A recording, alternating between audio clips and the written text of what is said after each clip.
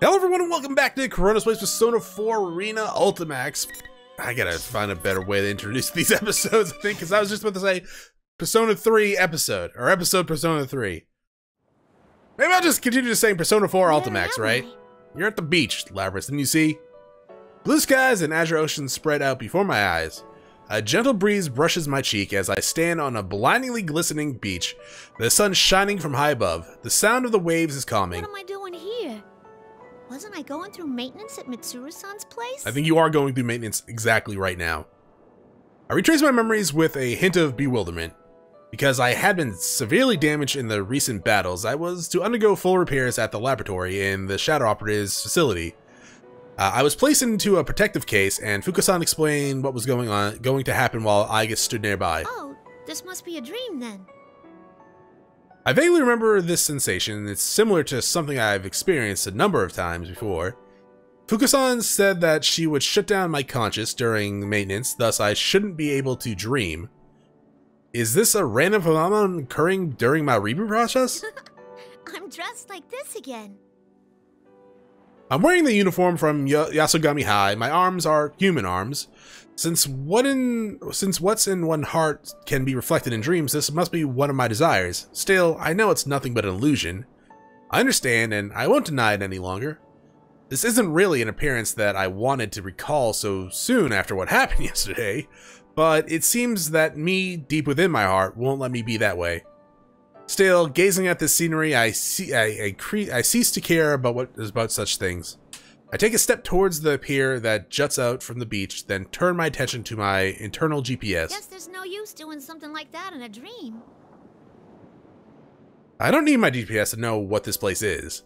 It's where I hid a certain wish in my heart sometime long ago. It's so beautiful. If this really is a dream, maybe I can keep going. Maybe you can get Snowy back. Just while I think that the pier under my feet crumbles and disappears without a sound. Just like that, the edge of the water swallows me up. Are we having a nightmare now? The sunlight becomes dim, but I feel no anxiety. The mysterious sensation enveloped me as if everyone is near me and I'm connected with everyone.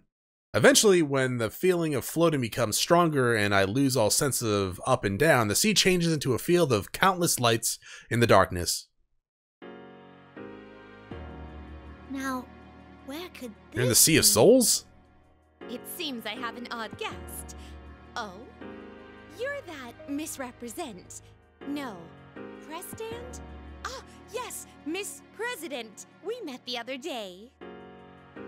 I turn towards the voice and see a familiar woman in a blue dress, Elizabeth. She gave me a word of caution during yesterday's battle when I had been turning my eyes away from my true self. This is an unexpected reunion with the person who appeared before me like a storm and left with the same amount of force. Oh, hi. Thanks a bunch for back then. I didn't get to thank you properly at the time. You faced yourself and overcame the ordeal through your strength alone. And the feelings of those at the scene certainly helped as well. Still, my assistance was merely the cake under the ice. Okay. Under the ice? I don't know what that means, but this place is beautiful. Where am I? This is a world within people's hearts. Since you are here, it's most likely that you are at rest in the real world. Now that you have gained a heart of your own and are nurturing it, I wouldn't be surprised if you were to wander here at times. That all sounds pretty complicated. Yeah, it does. What are you doing here, Elizabeth? To put it as Frank would, it is a secret. But if there was My something I God. could say about it, I am yearning for an unseen power. To put it as Frank would, oh my god. Huh? You want power too? Even though you're insanely strong already? Oh, all this talk of power has reminded me of something. It seems you have obtained a new power through that battle earlier. I do not mean to be rude, but my adorable personality cannot restrain my infinite curiosity for such things. Would you show me? At least she's modest, right? Huh? Wait. Hey, hold on now. Are we gonna fight? Are you saying you want to fight me right this minute? Of course she does. She's Elizabeth. My, how could I have forgotten? A boisterous brawl in this place would certainly not be elegant. I'm not talking about where we are. Worry not. I will prepare a worthy stage at once. Wait, you'll what? Huh? Poor Lapras. She's like, I was just dreaming. She flips open the book with a fluid motion. As she does, a blue circle draws itself in the air, and the scenery around us changes.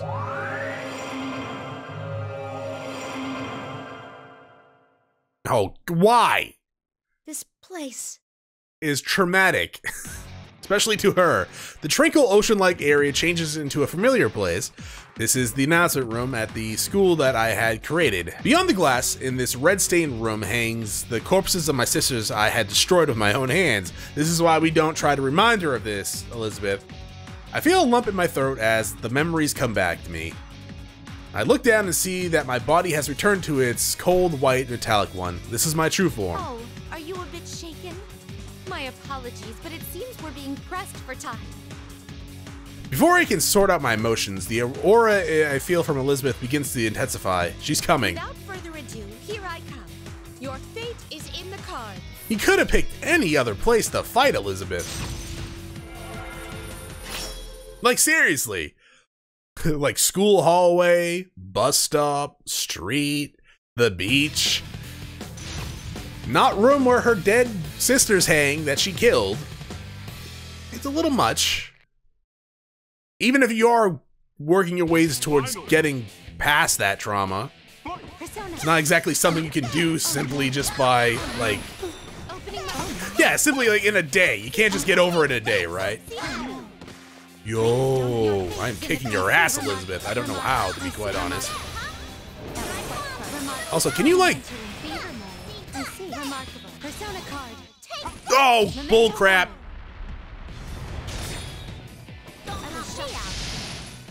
Oh, stop! What? Thank you for the love. Stop healing! I need to kill you! I have a tornado. That's rude. Come here. That did nothing! I'm like doing no damage to you. Why am I doing no damage to you? I actually have no idea why I'm doing no damage to you. I'm dead. God damn it. Why was I doing like next to no damage to her? That's weird. Was it the lover's card? Maybe I was just misrepresenting the amount of damage I could actually do to her beforehand, but I don't know, it seemed like it was reduced to me. We were kicking her ass, and then we weren't kicking her ass. Now she's kicking my ass. I was at least able to burst or break her twice, actually. Now she's eating me. Stop eating me! Okay. Opening my deck, huh?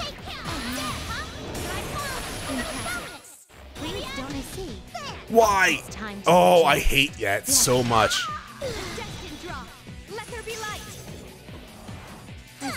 Oh, you block mid-air? That's rude. What do you mean? Oh. Your invincibility frames are actually annoying. I'm so mad. I'm so goddamn mad. So fucking mad. Okay, so don't get close to Elizabeth apparently, but I have to because I wield an axe.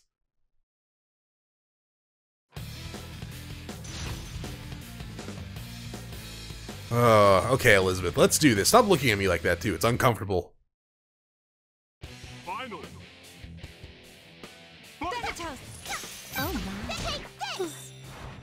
Oh, bullcrap. Oh, broke it again. Broke it 3 times. Broke it 4. Stop it. What? Stop it.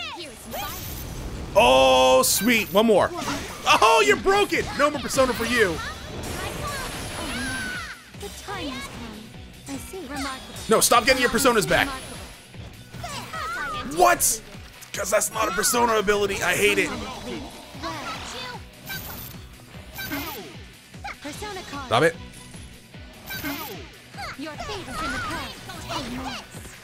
Okay, that one did a lot of damage. Okay. We're doing good. There we go. Okay, great. Yeah, I was probably should explain what I was trying to do, right? This is a Let's Play after all. When we started the battle, I was like, I'm going to use my get over here arm to try and break her persona, so she couldn't use so many persona moves. To be fair, she still kind of kicked my ass a little bit. But anyways. Well done.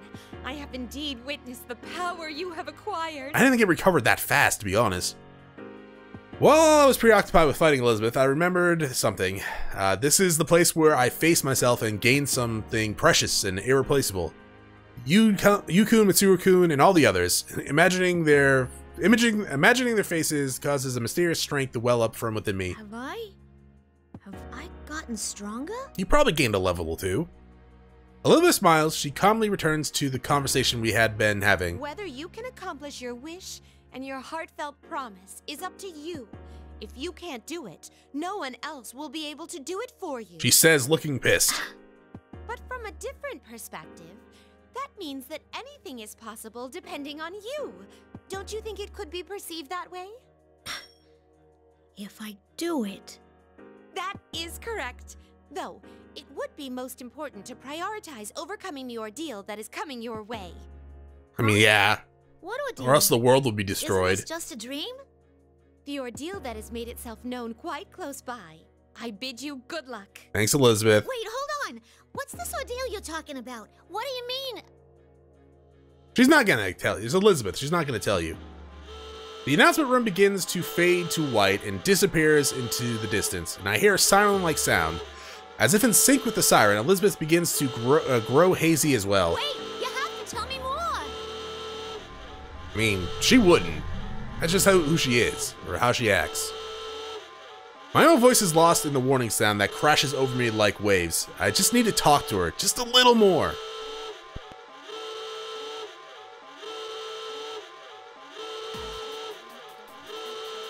The moment after everything goes white, the laboratory appears in my vision. Also, I don't know why, but seeing you without your school uniform actually made me feel uncomfortable for a second. I was like, whoa, wait a minute. An ear-piercing wailing sound fills the air. This is the real world. Good, you're finally up and running. Seriously, I am terrible with machines. Wow, rude. I look towards this voice and see an unfamiliar man in a black pinstripe suit.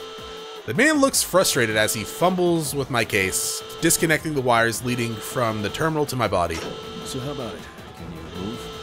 Who are you? I'm Kurosawa, a police detective. Can you guys turn the sirens down? Police detective is? Kurosawa. I have no memory of this man, but for some reason I recognize his name. This must be the information that was inserted into my knowledge database. Beginning personal scan. Matching iris and voice print identified Detective Kurosawa. Oh, are you with Mitsuru-san and them? Something like that. As far as I can find in the database, he seems to be a person who can be trusted. He has a long history of private and public interactions with Mitsuru-san and the other shadow operatives. I'll make this quick. There's an emergency.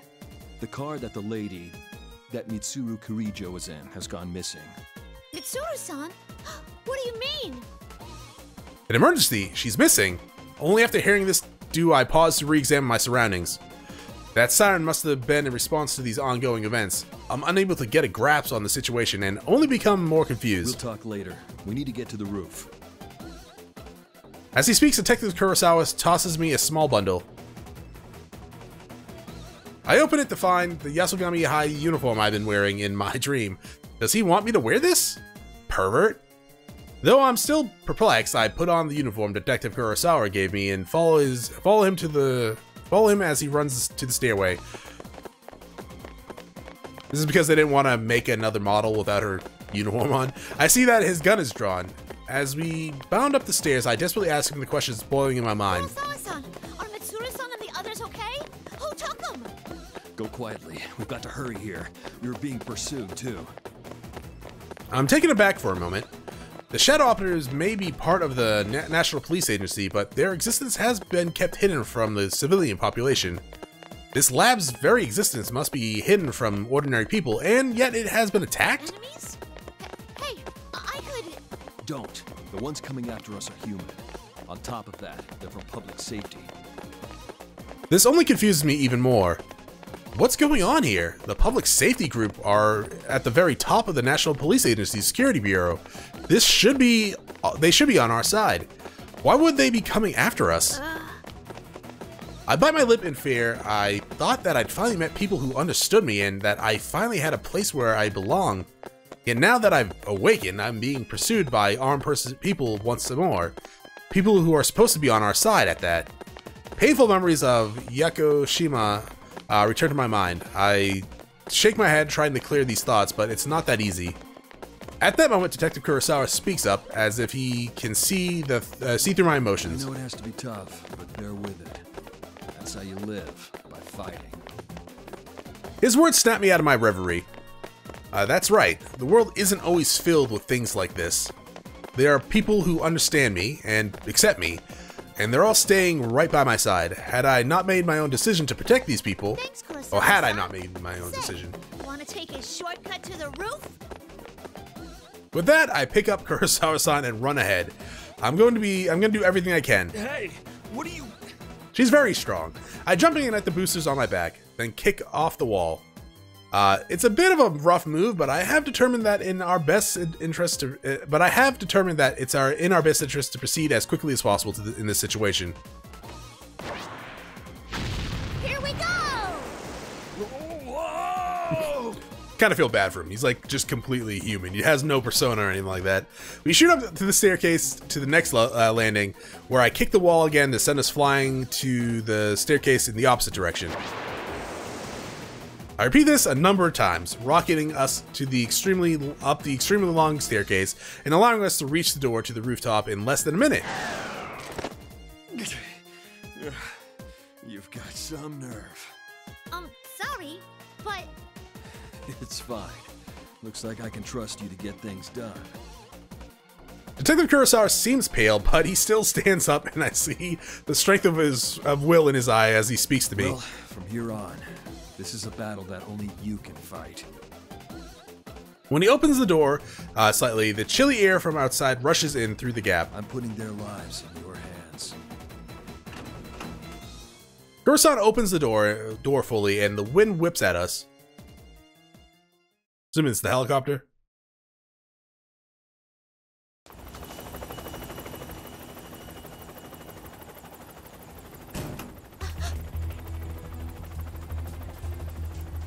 Go on. Go now!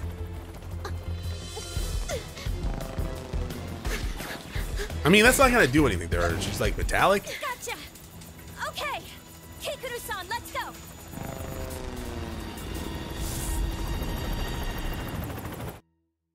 So is he dead? Or just arrested?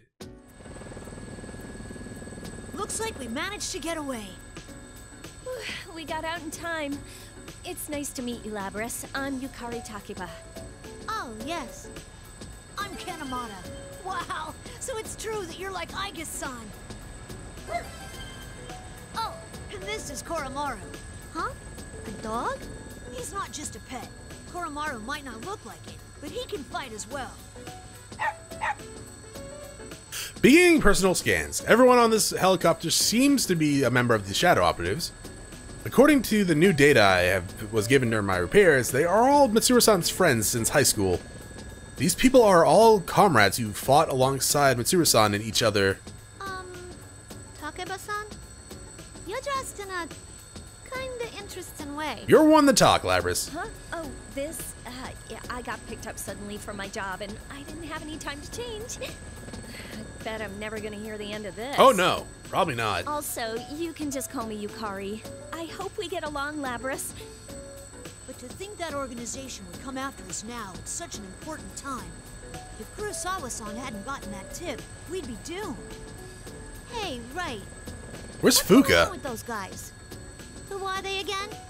Public safety? Oh wait, no, Fuka was kidnapped. Jesus Christ, sorry. Oh, that's right. For some reason, I thought she was with Labris during the maintenance. Ken-kun politely explains the situation to me. Some people in the public safety department don't think well of the Shadow Operatives. When Mitsuru-san and the others went missing, public safety took advantage of this confusion and attempted to take control over the Shadow Operatives' headquarters. They had been trying to remove Mitsuru-san from her position and showed up at the lab in an attempt to confiscate me for evidence. To move this quickly after she disappeared, though, public safety must have some way of knowing what's going on within the shadow operatives. They say Mitsuru-san set everything up. She would never. I can't understand it either. All this about honor and adult circumstances is foolish. Yeah, but there are some people in public safety who don't agree with that. Or else Kurosawa-san wouldn't have gotten that anonymous tip. Oh, that reminds me. I wonder if Kurosawa-san's okay. Koromaru says that he's alright. How do you know that, Yukari? Huh? Can you understand dogs too, Yukari-san? Well, no, but I've known Koromaru for a while, and that just seems like what he's saying. I'm sure Kurosawa-san will be just fine. Koromaru-san's white fur reminds me of something. Snowy, my friend who I met on the southern island. I can tell from Yukari-san's words that all the other people here in this helicopter know each other very well. So where are we going now anyway? We're gonna go look for Mitsuru-san and them, right? Right. It looks like there was an increased shadow reading someplace called Inaba, and they were headed there. We'll go that way for now. Inaba. That's right, this could be a continuation of the events from yesterday, an ordeal, Elizabeth's words from my dream echo in my mind. Looks so gloomy. I'm sure Mitsuru-senpai's fine. She's got Akihiko-senpai, Fuka, and even Aigus with her. Yeah, they after did all. not. Yeah, they did not help her that much. They're all crucified. Oh, right. You're Aigus' sister, aren't you? Yeah, that's right. I was made just before her, though. You seem so stiff. You don't need to be so polite with us. I mean, she just met you, and she doesn't know how to handle people yet. I heard that you were an earlier model than Aigus-san, but you don't seem less advanced at all. You seem perfectly normal. Do you fight with that axe you're carrying? Could I touch it? Oh my god, Ken. The two of them are interacting with me quite normally, even though they know I'm a machine. Even though they must know what happened in Inaba and about my past. That acceptance makes me happy. Koromaru-san is gazing intently at me too. Yukari-san, have you been able to make contact with Iori-san? A voice from the cockpit interrupts us. Kukuno-san, Mitsuru's maid, is in the pilot seat. She seems demure, but if she can pilot a helicopter like this, her skills seem to know no limits. She's a anime maid, of course they don't. But I've been told that Kakuno-san isn't a Persona user. Isn't it dangerous for her to come with us in a situation like this? I completely forgot. Hold on a sec. Yukari-san pulls out her cell phone. It seems they are trying to meet with Junpei Iori, another part-time shadow operative, and also a fellow comrade since high school. While Yukari-san is on the phone, I decided to ask Kakuno-san about the doubts I have. Saikawa-san, you're not a Persona user, are you? Please call me Kikuno. And no, I only have the potential towards the Dark Hour. Oh, I didn't know you had that. Even the maids in the Kirijo family are amazing. So that means you can't fight shadows, right? Then ain't it dangerous for you to come along? If I have the correct information, then the grotesque monsters known as shadows, our enemies, can only be defeated by people who can use personas. In other words, since Kikuno-san is an ordinary human, she could never defeat a shadow, even if she was the most proficient warrior in the world. If she ever encountered a shadow on her own, Kikuno-san would face immediate death. And yet, she smiles warmly as she answers me. There are more ways to deal with shadows than the direct method. We've never met in person, but I was involved in the operation to rescue you last time. Were you? We all do whatever we can to the best of our abilities to fulfill the roles we've been given. That is what it means to fight. Wow, she's a true professional. To be honest, I don't understand. True, Kikuno-san is helping us by piloting the helicopter for us, but if that's all it took, then someone could easily program me with that ability to fly the helicopter, and there would be no need for Kikuno-san to be exposed to danger of having to join this operation. I see. Also, I wish someone could just program skills into me. That would be fantastic. I can't think of any other words to say, and I look away from her. I end up meeting Ken-kun's eyes, and I feel a little awkward. It's no use, he's not picking up. This is so important. Why now? Yukari-san puts down her phone and turns to us again. Everyone's attention returns to getting up to speed on the current situation. Oh well, we'll just have to begin our search on our own. You know, Kikuno-san, I'm surprised you knew where we were without having to contact us at all. I traced the GPS signals from your cell phones. We're still partners with the police force, so it's no problem to do that in an emergency. Then again, we've just seen how even that doesn't always help. You mean about Junpei-san? It's like he's going out of his way to inconvenience us. Yukari-san sighs with a somewhat astounded expression. As I reflect that this Junpei-san appears to be something of an odd person, Kikuno-san taps her armrest as if remembering something. Oh dear, I almost forgot. Labra-san, please review these documents until we arrive at our destination. Well, they say confidential. I can't read that. With that, Kikuno-san hands me a folder. Fuka-san asked me to tell you about this, but under the circumstances, would you please look through the material on your own? As I flip through the documents in the thick file, I notice that certain names appear again and again. Mitsuru, Akihiko, and the names of everyone here. What is this? It's a summary of the activities that took place 3 years ago. Was she supposed to sit down and tell us that? 3 years ago. You must mean... I see. Whoever's behind what's going on is definitely connected to those events. 3 years ago refers to the incident leading to Mitsuru-san and the rest meeting one another. I haven't had the chance to go over it in detail, but supposedly it's the case that became the impetus for Mitsuru-san to establish the Shadow Operatives, and the bonds that they have formed among each other. They were nurtured through the battles they took part in back then.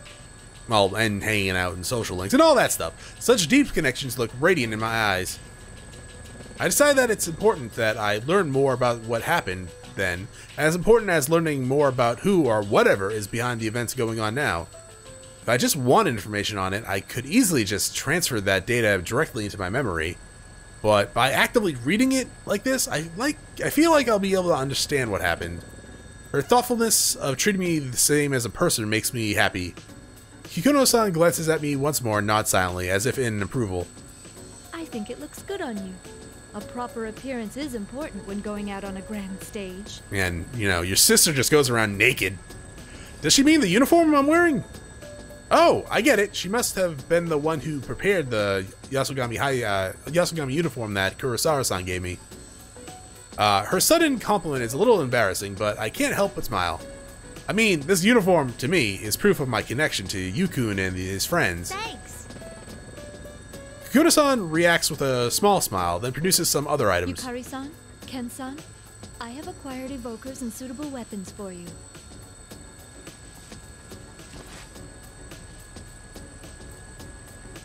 Wow, thank you. This would be the best for me. What? The spear? Yeah, that's your main weapon. Kenku takes a spear from Kikuno-san and sits back with a satisfied expression. The spear is longer than Kenku and is tall, but he seems confident. Wouldn't such a weapon be too unwieldy for him to handle? Kikuno-san, what is this? Kikuno-san hands Yukari what appears to be a large pink bow that perfectly matches the suit she's wearing. Upon seeing it, Yukari-san looks baffled. It's the ultimate arrow! It's so pink. I acquired reference material from the publisher and had it made. Don't worry, it's more functional than the prop on your show. I'm pretty sure that makes it the best bow ever created, but... In actual combat, I thought that using a form factor you're comfortable with would be best. You know, instead of just a standard bow that you used for years. Oh, I wasn't expecting you to have a logical explanation like that. Was my arrangement unnecessary? Yeah, it was unnecessary. No, it's fine. I like it. Can I see it for a moment? As Kenku reaches towards the bow with interest, I sense the helicopter tilt slightly to the We're side. circling around. Please hang on to something. The helicopter leans more sharply as Kikuno-san speaks. It seems that we need to take on more fuel before we reach Inaba. I reflect on Elizabeth's words as I look down on the view spreading up below us. It reminds me of that mysterious sea-like place. The Sea of Souls?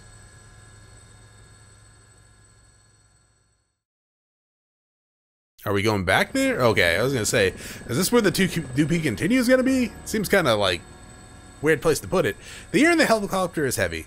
Upon reaching the last known location of Mitsuru-san and the others, we immediately saw that the guardrail is broken, as if a car had smashed through it. We looked down the cliff and discovered a black vehicle below, unmistakably Mitsuru-san's limousine. There were no skid marks on the road that indicates braking, and the car's body was seriously damaged. It appears to have been going at a very high rate of speed when it hit the barrier. Everyone paled in an instant, and we were all lost for words. But the driver was the only person in the vehicle, and though he was injured, there was no traces of blood from anyone other than him in the car. That seems very unlikely. We wondered for a moment if the others had been able to leave the vehicle on their own, but if they had, they would have tried to contact us. It also seems odd that they left an unconscious, uninjured man behind. Furthermore, there were no footprints around the vehicle at all.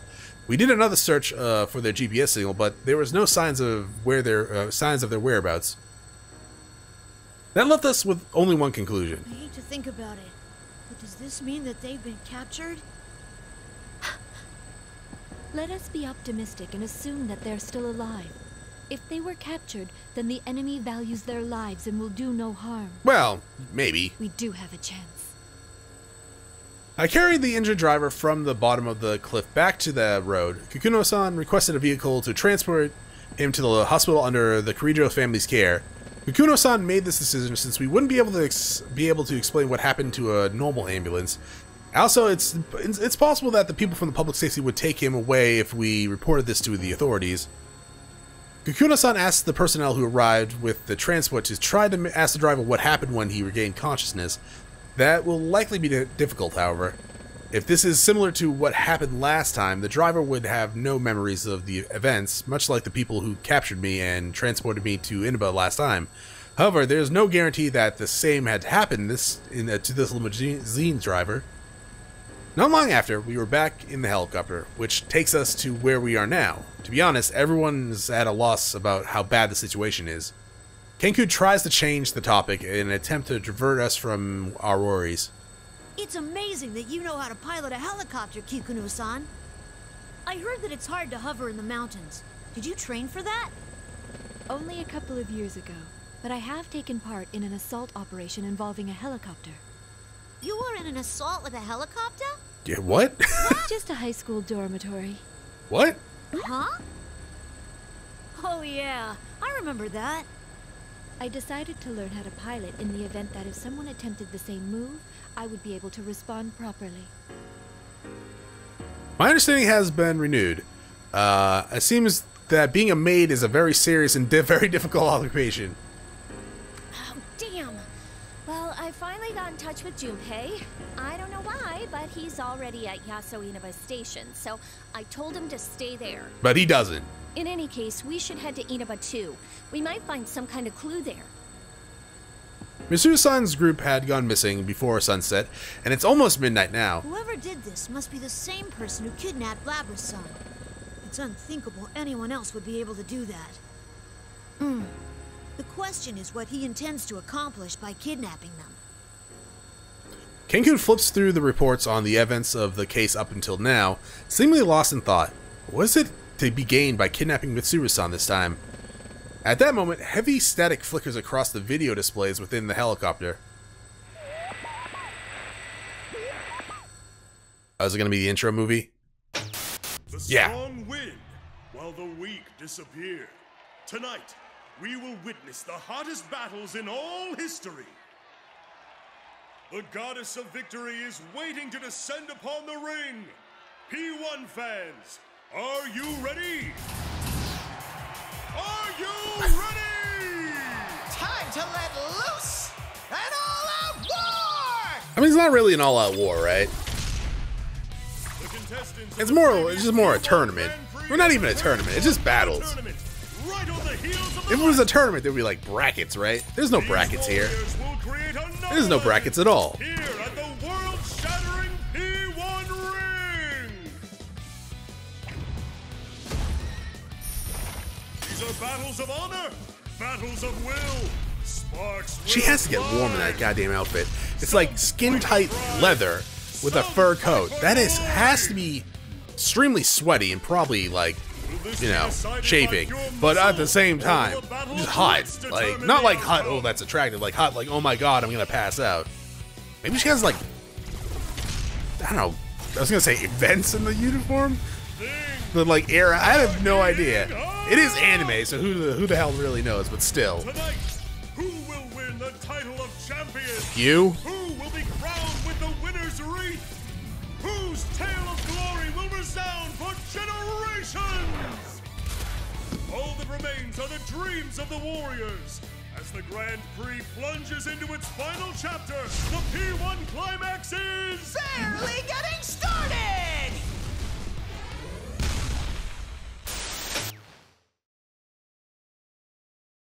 Whoa?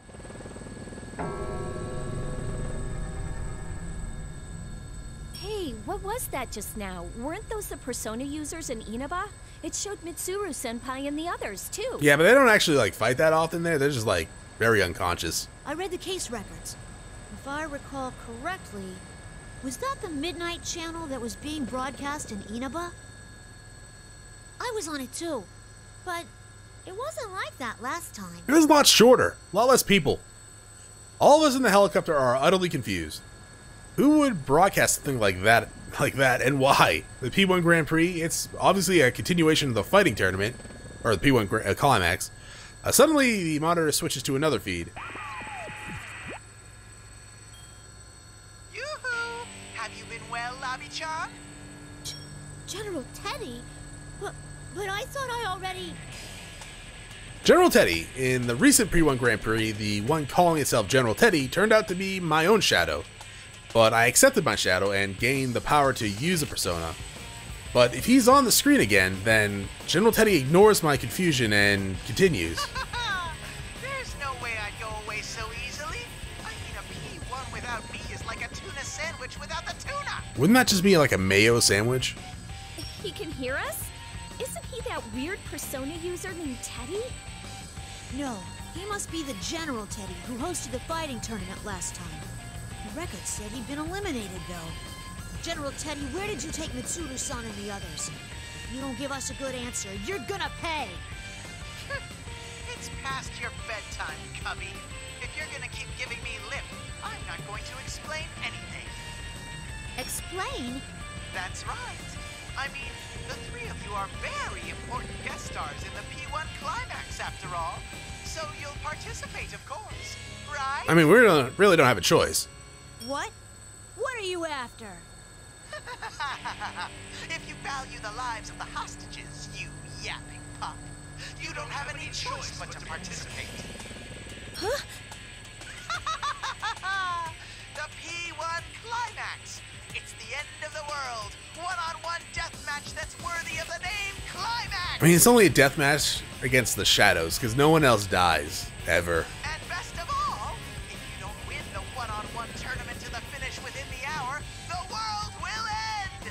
I mean, God, even Sho doesn't die. Even his, like, split personality doesn't die. I'll make myself clear so that no one misunderstands. This will not be taking place within the TV world. It will, in fact, take place in the reality which you occupy. Enjoy it while you can. Alrighty then.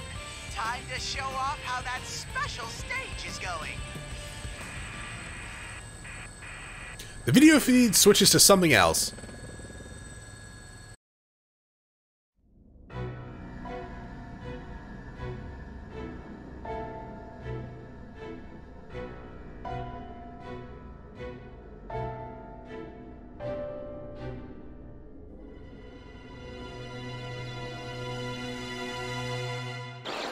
How did none of them get hurt in the car crash?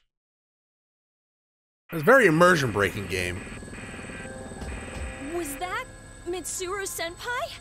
Well, yeah, and all the others. Sonata-san, Aiga-san, and Fuka-san too! What will be the fate of our captured queen and her loyal minions? Oh, and this is a no-fly zone. We don't have any room in the parking lot for that thing, so you'd better start walking to the battleground. As a little incentive, Persona! Gintoki Doji! Throw him a tomahawk! Wait.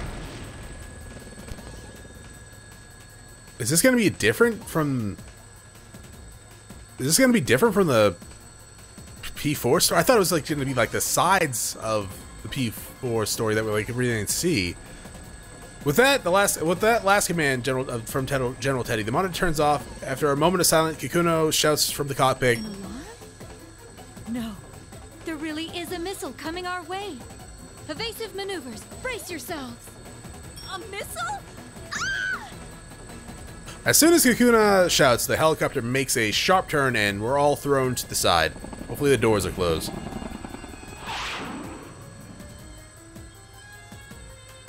There's a deafening roar and the helicopter shakes madly, but recovers. Are we hit? It barely missed, but there's a good chance It that barely will missed. detonate. It exploded! Wait, it's a firework? In the moments after the explosion, General Teddy's face was drawn in the night sky with colorful sparks. It even managed to capture his image, haunting us with his tongue sticking out. He obviously missed on purpose. It was most likely fired from the direction of Inaba. That is not funny at all! Is he trying to start a war or something? I mean, probably. Wait, what is that? He did say it's an all-out war. There's something in the distance.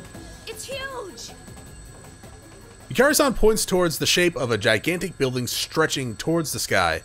Something red is writhing around the bizarre structure, trying to envelop the town below it. It's red fog? I'll zoom in. Enhance. Kikuno-san adjusts the monitor that just had been displaying General Teddy's laughing face to show us the enormous structure up ahead. I notice Yukari-san and Ken-kun both tense up when they catch sight of it. No way. This is just like... Tartarus. Searching data for Tartarus, results found. A labyrinth that only appears during the dark hour, and a breeding ground for shadows. I almost said zombies. It was also the place where the powerful being was going to descend upon the world to bring about destruction. The documents in my hand have a page dedicated to it, as well. What I read there confounds me. 3 years ago, when Mitsuru-san and her companions were in high school, something happened there. All I can gather is that they fought desperately in a tower called Tartarus that resembles the one outside. As the red fog grows thicker, the building that Ken-kun and Yukari-san referred to as Tartarus begins to disappear from our view. I'm sorry to do this, but I have to withdraw before we're shot down. But we've come so far. If they fire another one at us, I won't be able to dodge again. Even if it's only a firework, a direct hit can still bring us down. Well, I imagine. Hold on, Kikuno-san. Can you drop low enough somewhere so we can get out? There's no way. If we land, we'll be sitting ducks. Well, that's not, yeah, she said not land, drop out. No, once we're out, you get out of here. You don't need to land. What are you saying? Please, do it. Don't worry. Remember, General Teddy asked us to come on foot. We'll manage somehow. Probably. Understood. I'm looking for a landing site. There appears to be a large shopping center nearby. Oh, that's where Naruto is then. While dodging explosions from missiles flying mercilessly towards us, the helicopter nosedives, plunging us towards the ground as we move closer to the Inaba. Labra-san, please take this. It may be of use. It Microstick contains the Duo? data that was taken from the Ergonomics Research Laboratory's top secret files. The creator's name is Shuji Ikutsuki. Shuji Ikutsuki, the name was also in the documents that Kikuno-san had given me. He betrayed Mitsuru-san at the last moment 3 years ago and revealed himself as an enemy. Ever since the death of Kaoetsu Kirijo, that's probably not how you pronounce that at all, the patriarch of the Kirijo, exit? Thank you. The patriarch of the Kirijo family 2 generations ago, this man took the lead in all the dangerous events leading to the shadows. Oh, that's the grandfather. That is how dangerous this man is. But the documents also say that Ikutsuki took his own The life. file name was Project Puppet Master. I'm not entirely sure if that's a code or a description of the project. Puppet Master. Could that be something to do with me and Aegis? I was only able to decrypt a portion of it, but it seems to be data on an experiment involving a plume of dust. An experiment with a plume of dust. So, why are you giving this to me? Because you're the only one that can install it, right? It may assist you in determining the enemy's identity. Actually, I found traces of an unauthorized attempt to access this file from outside of the Ergo Research Network. I investigated this and found that the requests made to break in originated from this vicinity, likely from within Inaba itself. Huh? So someone in Inaba knew about that research before all this started and was looking for it? Kakuno-san nods silently. Of all the files on the quarantined server to go after, if this one was specifically targeted, then the hacker must have at least have known of the presence there. The cyber attack wasn't done by some ordinary hacker who broke into the server and was looking around out of curiosity, which means that the hacker is probably either the culprit himself or someone connected to them. The firewall prevented the intruder from accessing the file, but the attempted hacker didn't even try to cover their tracks. What? Who would do this? A very poor hacker? The hacker didn't even attempt to cover their tracks or access to the server. Could that mean that they wanted someone to know about the existence of this file? Oh, maybe. Even if they failed to access it? That doesn't make much sense. Putting aside whatever doubts we have, Kakuno-san continues. It was only in fragments, but the name Sho Minazuki appears many times in those files. Who is he? He's the enemy. Sho Minazaki. Minazaki. Sure, I literally just said it. And for some reason my brain can't comprehend it. I don't know the name. Could that person be the culprit? At the very least, there's no mistake that this person is deeply related to this case. I'll contact you once we crack the encryption, but in case it becomes difficult to transfer the data to you, I'll give you a copy. Then I'll download that data into myself and take a look at the parts that you've managed to decrypt. Whoa. That would be for the best. Gotcha. Thanks. Kakuno-san hands me a memory card. I insert it into my memory slot and save the data onto my internal memory. Can you upgrade that? Just as Kakuno-san says, most of it is experiment records. One file remains that cannot be read. Project Puppet Master. What's in this file? It's still going? We'll be over at Junes Shopping Center in a moment. Everyone, prepare to disembark. Hold on, over there. Isn't there someone on the rooftop? We all peer into the distance. Beyond the haze of the red fog is Inaba's largest shopping center. My search reveals that the place belongs to a chain named Junes. A blurry figure can vaguely be seen on the rooftop. Yukun? For a moment, I think of someone I know well, but the height and physique of the shape on the roof don't resemble anyone I know. Kenku raises a pair of binoculars and attempts to make out the figure's face.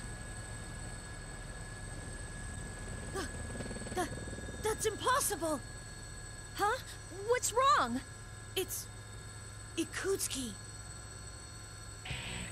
Huh? No way! Suje Ikutsuki, the name leaves me at a loss for words. Perhaps he is mistaken? I open the side door of the helicopter and a strong gust of wind blows in. I ignore the wind and lean out to get a better look at the person on the roof.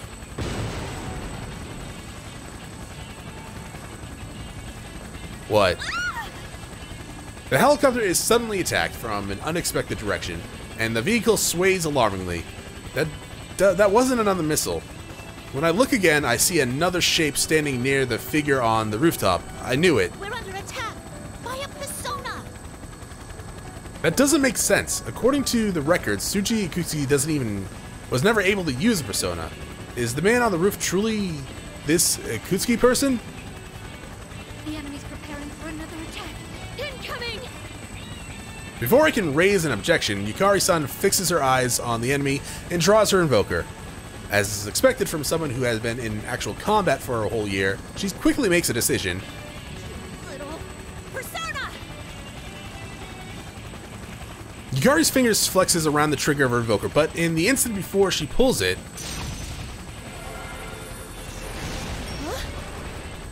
Yukari-san's persona appears, creating a whirlwind around the helicopter that repels the shadows attacking us.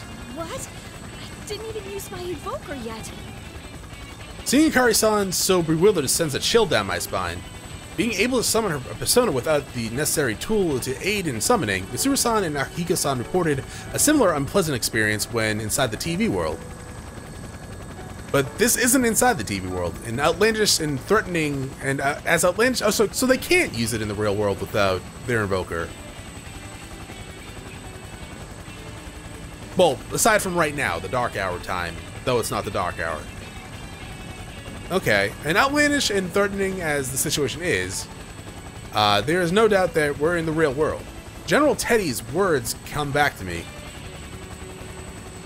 I'll make myself clear so that no one misunderstands. This will not be taking place within the TV world. It will, in fact, take place in the reality which you occupy. Enjoy it while you can.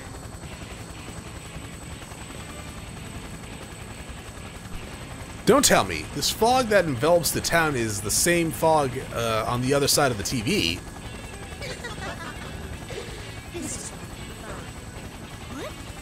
What was that? A new voice suddenly reaches my ears. Who was that? I look around in bewilderment. Did anyone actually talk?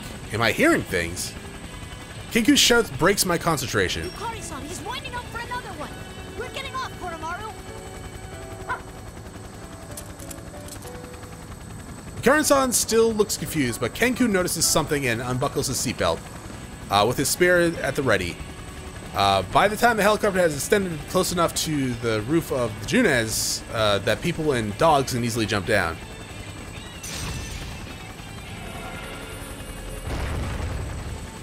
Gurman-san growls and another persona appears. At the same time, Kenku leaps out of the cabin, stabbing at the enemy persona, closing in on us.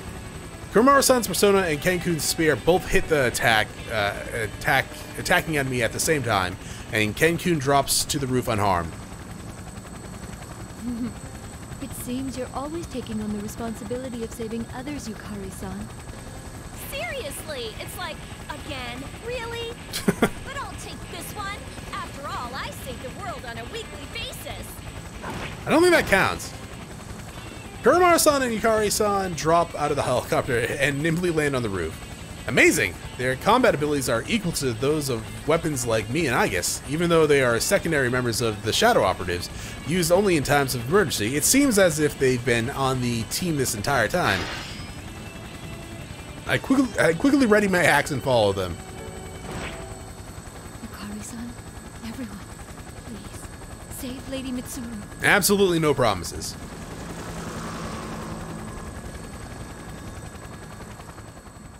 I'm assuming we're getting near the to be continued part, yeah? Because I don't know if I can just stop here. Like, I mean, I guess I could probably pause? Can I save mid-thing? I don't know. When I look back at the red sky after landing, I see the helicopter gaining in altitude while maintaining its balance. Thanks to Kikuno-san's desperate resolve and her piloting skills, we managed to safely reach Inaba. I check my surroundings once more while praying for Kikuno-san's safety. This is the Inaba branch of Junes, that department store chain. We're at the food court on its rooftop. Normally there would be plenty of people here, but it's clearly been abandoned. Where did he go? So this is different. Kenku readies his spear and tries to peer into the fog, making visibility such a problem. I look around and ready for battle as well. I could have sworn it was just going to be like a side, like the other half of the story, like compared to like the Persona 4 episode. Whoever attacked us should be nearby. Hey, Kenkun, did you really see Ikutsuki here a moment ago? Yes, I didn't see him clearly, but there's no way I could have mistaken him. That's impossible. I mean, Shuji Ikutsuki is... That's right, Shuji Ikutsuki died 3 years ago. And we were just attacked by a persona. According to the records from that time, Ikutsuki had no persona. At the very least, it looks like he's not nearby. We can't let our guard down yet, though. She's right. I scan the area and read no one else here besides the four of us. I say as much, and we lower our weapons in order to discuss our strategy. Koromaru and I are going to continue looking for him. If that really was Ikutsuki, There's no doubt that he's involved in this case. That's true. Can you and Koro-chan go after that guy from earlier? But that person seemed to be using a persona.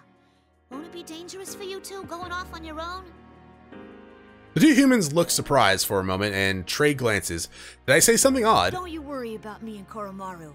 Even if we run into something we can't defeat, we'll find a way out of it.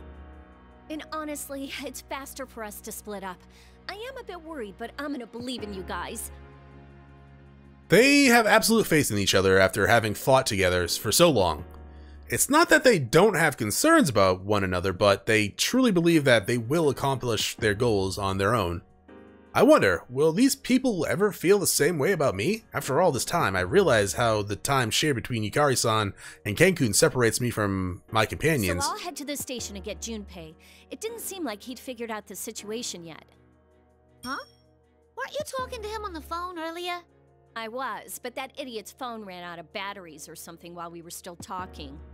But even if I can't rely on him to keep his phone charged, he's still good in a fight, so I have to meet up with him. I see. He seems like kind of a goofball. Right? He's always been so useless. Oh, come on, he's not that bad. Huh? Did I say something funny? Nah, not really. It just sounded like you were actually kind of fond of him. Oh, I guess so.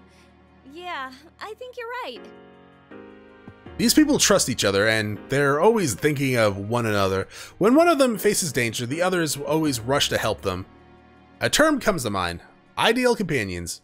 I wonder how Yukun and his friends are doing. I have the feeling that his group and Mitsuru-san's group are going through similar problems. After all, what about you, Labras? What'll you do? Huh? I hope Mitsuru-san and the others are okay. Could you please go right to that tower? We'll head over there too as soon as we can. Yukari-san and Ken-kun look to me. It doesn't matter to them that I haven't known them for very long. They see me as a companion and trust me. Right. It's decided then. Labras, you head to that tower. Oh, also... Something felt off when I summoned my persona earlier. You might want to be careful. You felt it too? It was like... well, it felt like the evoker wasn't working, didn't it? Yeah, it might be that we can summon our personas without our evokers. I mean, you just did. What? In any case, we should get moving. If what General Teddy said is true, we don't have much time to spare. You guys literally just went over the invoker thing not that long ago. Got it. If anything happens, let's meet at the bottom of the tower. Be careful, both of you. Bow wow wow, yippee-yo, yippee-yay. Yukari-san and I leave Ken-kun on the roof and head to the stairs. She and I split up not long after, all of us firmly believing that we'll see each other safely once more. Wait for us, Mitsuru-san. I run at my full speed and turn my eyes towards the looming tower. I will rescue her. Okay, so this is kind of like just an alternate story of Ultimax Story then, yeah? Just from... I can't even say just from others' perspectives. Headed to Inaba. Oh, it's Margaret. Huh. I thought it was gonna be... yeah, I thought it was just gonna be like a side story. Not side story, but like... but in this one, we saw... like... or we were surprised by like Persona 3 people, yeah? A few times. I kind of thought the episode P3 was gonna be the stuff we didn't see, but I guess it's just gonna be a completely retelling. That's it for this episode. Thank you for watching. If you enjoyed the episode, press like below. If you're not subscribed yet, when you have my videos, I can check out some of the content, see if it's to your liking. Once again, thank you for watching. Hope you all have a great day.